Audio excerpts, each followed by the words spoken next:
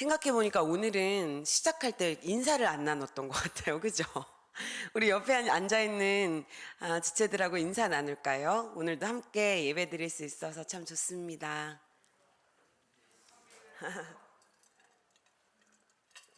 지난주에 옆자리에 있었는데 오늘 안 온 친구들한테 연락하셔서 소그룹 있을 때만 예배 나오는 거 아니고 매 주일 예배 드리러 나오는 거라고 꼭 알려주시고, 안 그러면 목사님이 전화해서 리더로 컨택한다고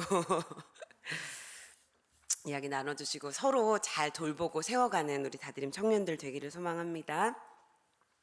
아멘. 여러분, 성냥팔이 소녀 그리고 인어공주 쓴 작가 누군지 아세요? 글쓰기 반의 위력인가요? 네, 맞아요. 안데르센이죠. 제가 어릴 때 성냥팔이 소녀를 이렇게 보면서 어린 나이에 팔 게 참 많았을 텐데 왜 굳이 성냥을 팔았을까? 그런 고민을 했던 기억이 납니다. 자, 우리가 잘 아는 이 동화 미운 오리 새끼도 이 안데르센의 작품인데요. 자기가 백조인지를 모르고 그냥 오리처럼 살다가 주변으로부터 온갖 수모를 다 당하는 이야기죠. 그런데 이 동화의 결말이 뭔가요? 자기가 백조인 줄을 깨닫고 행복하게 잘 살았더라. 이런 해피엔딩으로 끝나게 되죠. 매년 이맘때 여러분 제일 많이 팔리는 책은 뭔지 아세요? 자기계발에 열심히 우리 건영 형제가 자기계발서라고 정답을 맞춰줬어요. 맞아요. 1월 한 달간 교보문고 베스트셀러 뭐가 제일 많이 팔렸나 보면 대부분이 다 자기계발서거든요. 근데 이런 책들이 공통적으로 말하고 있는 것이 있습니다. 뭐냐 하면 자기계발의 첫 시작은 바로 자기 자신이 누구인지를 아는 것이다. 여러분, 만약에 미운 오리 새끼가 7살에서 8살이 넘어갈 때쯤에 자기계발서를 탁 펴서 내가 누구인지를 알았더라면 이런 생각을 했다면 조금 더 일찍 행복한 삶을 맞이할 수 있었겠죠. 이 사람이라는 존재가 얼마나 스스로를 제대로 보지 못하는지 동서양을 막론하고 이 동화에서부터 병법서에 이르기까지 같은 이야기를 아주 오랜 역사 속에서 반복하고 있다는 것을 우리는 알 수 있습니다. 스스로를 확인해보고 진짜 자기 모습을 아는 것이 모든 영역에서 중요한 일이면서 동시에 굉장히 어려운 일이라는 의미겠죠. 여러분, 자기소개서 요즘 많이 작성하시죠? 취업한 친구들은 예전에 많이 했을 것이고 준비하는 친구들은 요즘 많이 쓰실 텐데, 여러분, 그 글을 쭉 보다 보면 정말 자기를 잘 소개하고 있는 글 같던가요? 그 자기소개서 안에 여러분이 잘 담겨 있습니까? 우리는 때때로 나를 가장 잘 아는 존재가 나라고 생각하지만 어쩌면 우리는 우리 스스로를 가장 잘 알지 못하는 존재, 그러니까 내가 나를 가장 잘 모르는 사람이라 그렇게 생각해 볼 수 있을 것입니다. 이것이 바로 사람의 기본값이 아닌가 그런 생각이 듭니다. 하나님이 주신 이 세상 안에서 이것저것 보고 또 살고 있는데 그 많은 것을 보고 배우고 깨달으면서도 정작 나를 보지 않으면 결국 우리의 시선은 어디로 향하게 될까요? 바로 내가 아닌 너로 향하게 되겠죠.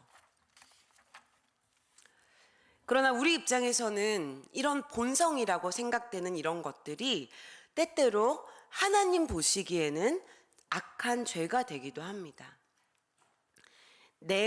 나가 아닌 너로 향해진 바로 이 본성으로 하나님 앞에 큰 죄를 범하는 사람들에 대한 이야기가 바로 오늘 본문의 이야기입니다. 이 말씀을 함께 나누면서 이전보다는 조금 더 함께 고민하고 또 함께 자라가는 우리 다드림 청년 공동체가 되기를 소망합니다. 자, 오늘 본문 앞에 있었던 내용들, 지난주에 우리 모두가 눈을 대굴대굴 굴리며 들었던 바로 그 내용들. 1장 18절에서 32절까지는 하나님을 믿지 않는 이방인들의 죄는 무엇이고 또 그들이 맞이하게 될 결과는 무엇인가에 대한 이야기를 하고 있죠. 이방인들의 죄가 뭐 이것도 있고 저것도 있고 막 한참 이야기를 했지만 크게는 한 가지였습니다. 1장 28절 혹시 여러분 지금 성경책 펴져 있으시면 1장 28절 말씀 한번 볼까요? 자, 함께 읽겠습니다. 시작. 썩어지지 아니하는 사람들 하나님의 영광을 썩어질 사람과 23절 죄송해요. 제가 오타를 냈군요. 자, 23절입니다. 다시 한번 시작. 썩어지지 아니하는 하나님의 영광을 우상으로 바꾸었느니라. 아멘. 피조물을 창조주보다 더 경배하고 섬기는 것, 더 의지하는 것, 이것이 바로 우상 숭배죠. 하나님은 이들을 그대로 내버려 두신다. 하나님의 진노는 이들을 그대로 내버려 두는 것이라 이렇게 이야기했습니다. 야, 너네들 죄 지으면 진짜 혼난다. 심판받는 거야. 이런 얘기 안 하시는 거죠. 그냥 둬서 성적으로 문란해지고 도덕적으로 점점 타락하게 되고 결국은 하나님의 심판을 면할 수 없게 되는 것이 하나님의 진노다 하는 것이 이 앞의 내용이었습니다. 자, 그러나 이런 믿지 않는 자들이 아닌 믿음을 가진 자, 그리스도인들은 하나님이 그냥 내버려 두지 아니하시고 경고하신다는 겁니다. 이 로마 교회 안에 다수를 차지하고 있던 이방인 출신들의 이 그리스도인들은 똑같은 죄를 저지르고 있었습니다. 그러니까 이전에 자신들의 습관, 자신들이 즐거워하던 일들을 나는 예수님 믿으니까 난 모든 것이 자유해. 예수님 안에서 모든 것이 자유해. 이렇게 말하면서 그 죄를 여전히 계속 짓고 있었다는 것입니다. 그래서 바울을 통해서 하나님이 이렇게 말씀하시죠. 이 같은 일을 행하는 자는 사형에 해당한다. 자, 그런데 이러한 권면을 바울만 이 이방인 출신들에게 한 것이 아니고 유대인 출신의 그리스도인들에게도 함께 했습니다. 오히려 이 유대인 출신의 그리스도인들이 이방인 출신의 그리스도인들에게 훨씬 더 많이 책망하고 권면했겠죠.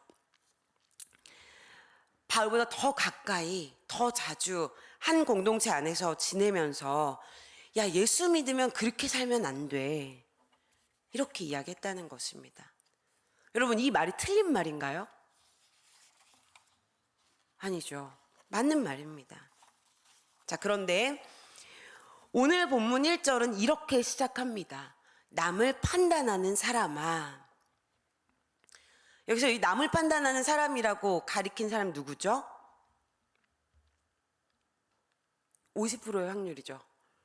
1번 유대인 출신, 2번 이방인 출신. 유대인 출신의 그리스도인들에게 남을 판단하는 사람아 이렇게 말하고 있습니다. 딱 봐도 느낌이 지금 아주 좋은 이야기, 칭찬하려는 이야기는 아니죠. 왜 이렇게 혼내듯이 이들을 남을 판단하는 사람아 이렇게 불렀을까요? 이 유대인들은 하나님이 택하신 사람들, 그 사람들로서 자신들의 역사를 아주 잘 알고 있었습니다. 택함 받은 우리는 홍해 바다를 맨 땅으로 걸었고 애굽인들은 그곳에서 수장당해서 죽었고 우리는 말씀 따라서 그냥 여리고성을 돌기만 했는데 그 성이 무너졌고 우리는 살았고 너희는 죽었다. 왜요? 우리는 택한 백성이고 우리는 율법 잘 지키고 제사 잘 지내고 그렇게 살았으니까. 그들이 이런 자부심이 있었기 때문에 이방인 출신의 그리스도인들을 바라보면서 야, 너네 그렇게 살면 안 돼. 예수님 믿는다고 하면서 이렇게 말하고 있었다는 겁니다. 자, 그러나 하나님 생각은 다르죠. 1절에서 5절까지의 말씀을 좀 줄여서 보면 이렇습니다. 야, 말도 안 되는 소리 하지 마라. 유대인 출신 너네들이 말씀을 잘 지켜서 산 줄 아느냐? 너희들이 지금까지 심판을 받지 않은 이유는 너네가 잘해서가 아니고 하나님의 인자하심과 용납하심과 길이 참으심 때문이다. 너네 이방인들이랑 똑같이 죄짓고 살면서 이런 일들을 행하는 자, 그런 사람들을 너희가 판단하는 것은 그날에 임할 진노를 너네 스스로 쌓는 것이다. 자, 그렇다면 유대인들은 도대체 무슨 죄를 짓고 살았길래 얘들과 별반 다르지 않다고 말씀하는 걸까요? 유대인들의 역사를 쭉 따라가다 보면 가장 대표적인 이들의 범죄한 사건이 하나 있었죠. 바로 금송아지 사건. 모세가 율법을 받으러 올라갔을 때 이스라엘 백성들은 산 아래에서 금송아지를 만들고 그것이 하나님이라고 그 앞에 절하고 있었습니다. 그들이 출애굽을 했음에도 불구하고 배고프고 목마르면 당장 하늘에다 대고 삿대질하고 모세를 원망하기 일쑤였습니다. 그 이외에도 계속해서 우상숭배와 성적인 타락과 도덕적인 방종이 끊이질 않았죠. 구약의 선지자들이 내내 이스라엘 백성에게 말하던 것들이 바로 이것이었습니다. 그러니 역사적으로 보나 스케일로 보나 사실은 유대인들이 훨씬 더하다는 겁니다. 그렇다면 이들 역시도 사형에 처해져야 맞습니다. 그럼에도 여태 이들이 하나님의 백성으로 살 수 있었던 것은 이들이 잘해서가 아니고 하나님이 그들을 봐주실 만큼 그들의 행위가 의롭거나 온전해서가 아니고 하나님의 의로우신 심판이 있기 전에 고집을 버리고 회개하기를 바라셨던 하나님의 오래 참으심이 있었기 때문이라는 것입니다. 유대인 출신의 이 그리스도인들은 자신이 어떤 존재였는지 전혀 깨닫지 못하고 있습니다. 자, 지금 현재 겉으로 좀 번지르르해 보이고 괜찮아 보이고 좀 선해 보이는 그런 왜곡된 모습이 진짜 자기라고 믿으면서 살고 있었다는 것이죠. 여러분, 바울을 한번 보십시오. 그 누구보다 말씀대로 살기 위해서 참 애썼으면서도 정작 자기 스스로를 이야기할 때는 내가 죄인 중에 괴수라 그렇게 말하고 있지 않습니까? 그는 자신이 하나님 앞에서 어떠한 존재인지를 아주 잘 알고 있었다는 것입니다. 자, 그에 비해서 지금 유대인 출신의 그리스도인들이 보이는 태도는 무엇입니까? 너희는 죄인이지만 우리는 의인이다. 너넨 정말 별로지만 우린 좀 낫다. 그렇게 착각하며 살고 있다는 것입니다. 그렇다면 과연 여러분, 이 둘 중에 누구의 권면을 듣겠습니까? 자신이 하나님 앞에서 죄인인 것을 알지도 못하는 사람, 죄인으로 서지 못하는 사람 같은 그 죄인을, 그 사람은 죄인을 긍휼히 대하지 않습니다. 죄인뿐만 아니라 누구에게도 긍휼히 대하지 않습니다. 왜냐하면 자기가 받은 용서, 자기가 받은 용납, 자기가 받은 그 인내를 모르기 때문입니다. 하나님은 죄인인 이 우리를 위해서 이곳으로 오셨고 우리와 함께 서셨고 우리의 죄를 짊어지셨는데 정작 유대인들은 그리고 우리는 오늘도 내가 아닌 너 때문에, 내가 아닌 너 때문에라고 말한다는 것입니다. 바울은 2장을 통해서 그 이야기를 하고 있습니다. 판단하는 그 일이 아무리 옳은 일일지라도 나도 죄인이지. 내가 저 사람들과 다를 바가 없지. 하나님이 이런 나도 용납해 주시고 참아 주시고 계시지. 바로 그 죄인의 자리에 서서 모든 일을 바라보면 오히려 저 사람의 죄보다 나의 죄, 나의 연약함이 먼저 보이게 됩니다. 그리고 판단하던 그 손가락을 거두게 되고 판단하던 그 마음을 조금은 내려놓게 되죠. 참 그게 되지 않는다면 5절의 말씀처럼 나의 고집과 회개하지 아니하는 이 마음을 내가 쫓고 있는 중이라는 것을 보여주고 있는 것입니다. 여러분, 우리가 사실 이 이야기를 몰라서 못하는 것이 아니죠. 사실은 아는데 안 되니까 더 마음이 어렵습니다. 그리스도인으로 내가 이제부터 살겠다 이렇게 마음을 먹어도 여전히 우리의 시선과 우리의 마음과 우리의 손가락은 내가 아니라 자꾸만 누군가를 향하게 된다는 것입니다. 왜 이럴까요? 정말 우리 한 사람 한 사람이 구제불능에 너무나 악한 사람들이라 그럴까요? 우리에겐 아무런 소망이 없는 걸까요?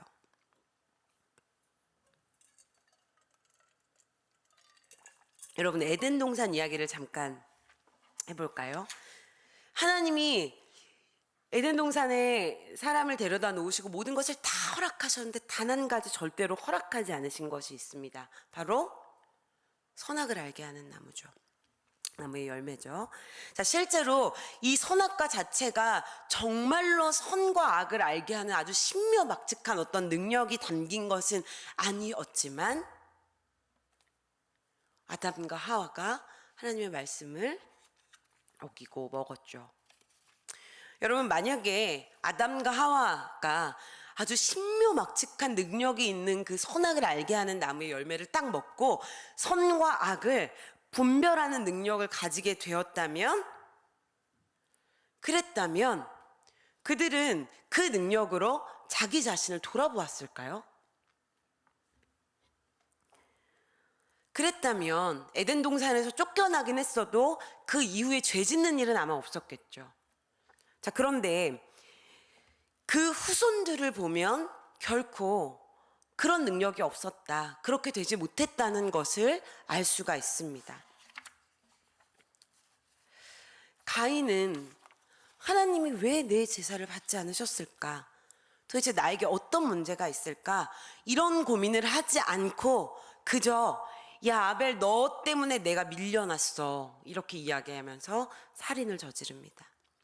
에서도 마찬가지죠. 내가 얼마나 장자의 권리를 가볍게 여겼었나를 돌아본 것이 아니고 너가 사기쳐서 내 장자의 권리가 박탈당했어, 빼앗겼어 이야기하면서 평생 죽일 마음을 가지고 살아갑니다.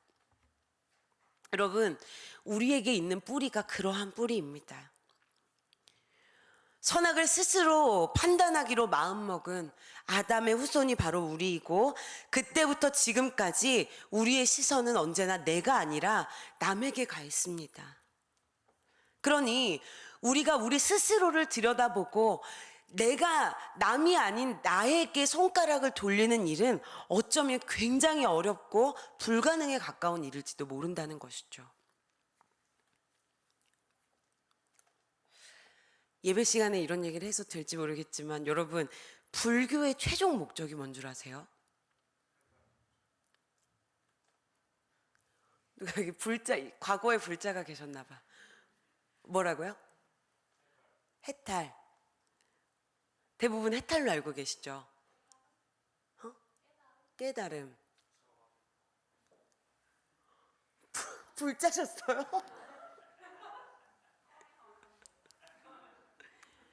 맞아요, 여러분. 불교의 가르침은 최종 목적은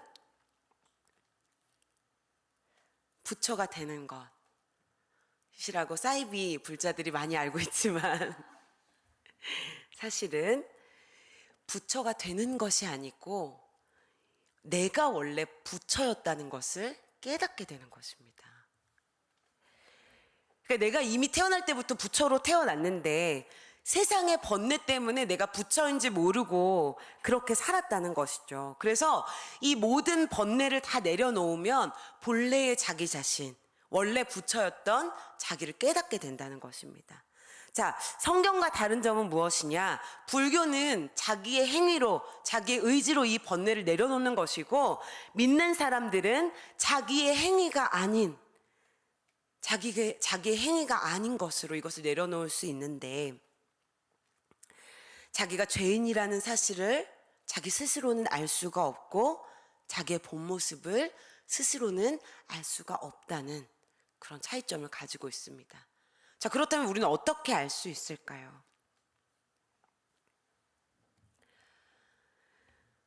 너도 나도 다 똑같이 우상숭배와 성적인 문란과 이런 도덕적인 타락 속에서 다 그 똑같은 결말을 향해서 가고 있는데 우리는 그럼 그 결말을 피할 수가 없는 것인가?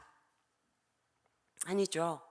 하나님이 우리에게 그 결말로 이르지 않을 수 있는 길을 열어주셨습니다. 바로 그 길, 예수 그리스도를 통해서 내가 죄인임을 깨닫게 하셨고 또 이 죄인의 자리에 서서 형제 자매를 긍휼로 대하게 하셨고 오래 참도록 가르치셨고 선한 열매들을 맺을 수 있게 하셨습니다. 이 에베소서 3장의 말씀처럼 이방인이든 유대인이든 복음으로 말미암아 그리스도 예수 안에서 함께 상속자가 되고 함께 지체가 되고 함께 약속에 참여하는 자가 된다는 것입니다. 오늘 본문 뒤쪽을 쭉 넘겨보면 이 바울은 로마서가 끝날 때까지 끊임없이 율법과 복음의 관계에 대해서 설명하고 있습니다. 왜 그래야만 했을까요? 유대인들은 이 율법을 지키는 것으로 자기를 알 수 있다고 믿었습니다. 여러분, 그러나 그것이 오해지요. 자신이 죄인이 아니라 의인이라고 믿었던 것입니다. 그러나 복음을 가진 사람은 자신이 죄인임을 알게 되고 또 그리스도와 함께 십자가를 지는 것입니다. 그리고 이 오해를 해결하는 것입니다. 그럴 때 하나님은 그리스도를 다시 살리시듯이 우리를 다시 살리신다 약속하십니다. 십자가의 강도가 예수님 옆에 매달려서 아주 멋들어진 신앙의 고백으로 자신의 믿음을 이야기했던 것이 아니고 그저 다 죽어가는 목소리로 주님, 제가 죄인입니다. 이렇게 고백했을 때 그가 구원받았던 것처럼 우리에게 필요한 것은 멋들어지고 유창한 신앙의 고백이 아니고 우리가 죄인임을 고백하는 그 진실 어린 고백인 것이죠. 바울도 예수님을 만나기 전에 혹시 우리가 성경을 잘못 이해하고 있지는 않을까, 그 진리에는 관심이 없고 그저 그리스도인들 때문에 유대교가 너무 혼란스러워졌다 이렇게 계속 남탓만 했습니다. 그래서 얼마나 많은 그리스도인들을 핍박했습니까? 그러나 그가 예수 그리스도를 만났을 때에는 스스로가 내가 죄인 중에 괴수라 그렇게 깨닫게 되었죠. 여러분, 이것이 우리에게 복음이 필요한 이유입니다. 복음이 있어야 내가 의인이 아니라 죄인인 줄 알게 됩니다. 우리에게 복음이 있어야 너의 탓이 아니고 나의 탓임을 알게 됩니다. 내 자신조차 내가 어떠한 존재인지도 모르다가 예수 그리스도를 만남으로 그 그리스도를 말미암아 그제야 자신의 그 존재를 보게 된다는 것입니다. 여러분, 오늘 이 말씀은 단순히 그리스도인들은 남들을 쉽게 정죄해서는 안 돼, 판단해서는 안 돼, 이 이야기를 하는 것이 아니라 우리에게 스스로를 바라보라고, 스스로 죄인임을 보라고 그렇게 말씀하고 있다는 것입니다. 사랑하는 여러분, 참 지금 한국 교회는 또 한국의 이 성도들은 믿는 자에게도 또 믿지 않는 자에게도 이 미운 오리 새끼와 같지는 않은지 한번 생각해 봅니다. 끊임없이 정치적으로 이용되고 또 끝없이 분열하고 있는 이 상황이 어쩌면 참 미움받을 짓을 골라서 하고 있다. 그런 일들을 자처하고 있다. 이렇게 생각하게 만듭니다. 그러면서도 동시에 우리 성도들이 스스로 한국교회가 어떤 상태인지 또 우리가 속한 이 공동체는 어떠한 상태인지를 돌아보지 못하는 것이 때론 안타까움이 됩니다. 우리는 아직 건강하고 우리는 아직 건재하고 우린 이 정도면 괜찮아. 스스로를 의인으로 좀 나은 사람들로 오해했던 유대인과 같은 모습이 바로 우리들의 모습이 아닌가 생각해 봅니다. 누군가는 야, 한국 교회가 지금 이 지경인데 내가 아무리 교회에서 함께 사랑하자, 함께 나누자, 잘해보자 이야기를 해도 무슨 소용이 있을까? 자포자기하는 마음으로 그저 이 자리에 계속 함께하고 있는 청년들이 있을지도 모르겠습니다. 그러나 여러분, 이 작은 공동체 안에서조차 우리가 세우지 못한다면, 그렇다면 우리는 무엇을 할 수 있을까요? 교회의 일치, 오래 참음, 이 사랑이 정의라고 말하면서도 그것을 행할 책임은 내가 아니라 너라고. 너 때문에 믿는 사람들 욕먹는다고. 우리가 그렇게 핑계하고 있는 것은 아닌지 모르겠습니다. 들리지 않는 외침 같아서 결국 침묵하거나 내가 정의라고 말하면서 형제 자매와 다투거나 아니면 자포자기하는 마음으로 먼 발치에 서서 그저 바라보고만 있지는 않은지. 여러분, 이전에 남을 판단하던 우리는 그리스도로 말미암아 이제 나를 판단하고 그 십자가 앞에 나를 들여다보는 존재가 되기를 소망합니다. 내 힘으로는 못해도 그리스도로 말미암아 우리는 우리 스스로를 볼 수 있습니다. 우리는 십자가를 바라볼 때 죄인된 우리 자신을 볼 수 있습니다.